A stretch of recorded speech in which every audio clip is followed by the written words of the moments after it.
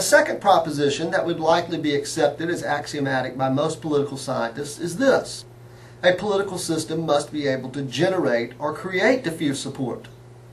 Diffuse support does not just exist in a state of nature as something to be exploited or appropriated by the regime.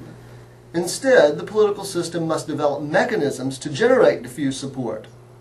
How might the system do this? What mechanisms exist to generate this critical type of support?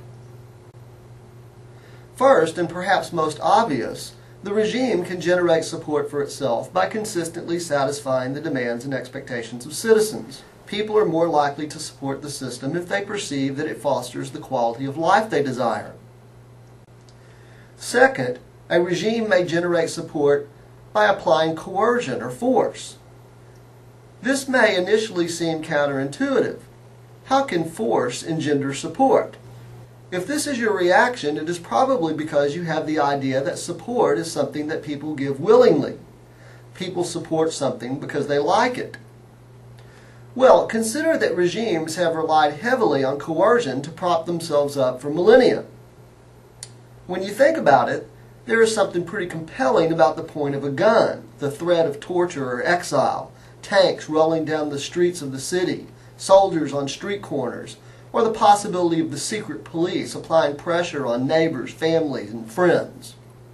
Americans in the 20th century widely believed that if Soviet citizens were loyal to the Marxist-Leninist-Stalinist regime, it was because of the heavy-handed coercion that the communist authorities applied. More recently, in a similar way, Americans assumed that if the Iraqi people publicly expressed adoration for and loyalty to Saddam Hussein and his regime, it was because they feared reprisals by the Ba'athist government for expressing dissent. Third, the leaders of a regime might deliberately conspire to manipulate or propagate values in support of itself. We have seen how the communists in Russia and the Nazis in Germany used propaganda campaigns in their efforts to foster loyalty and patriotism. Additionally, we asked whether democratic regimes are any less likely to attempt to mold values in support of their systems.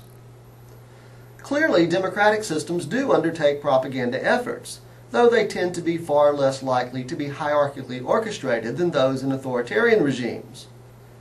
For example, in the United States during World War II and the subsequent Cold War, both government-employed and private filmmakers and animators played a significant role in propagating the values of patriotism, capitalism, and liberal democracy. I've provided you with several links to a few interesting examples. I'm sure you can find many others on your own if you enter a few key words in your search, including some from more recent periods.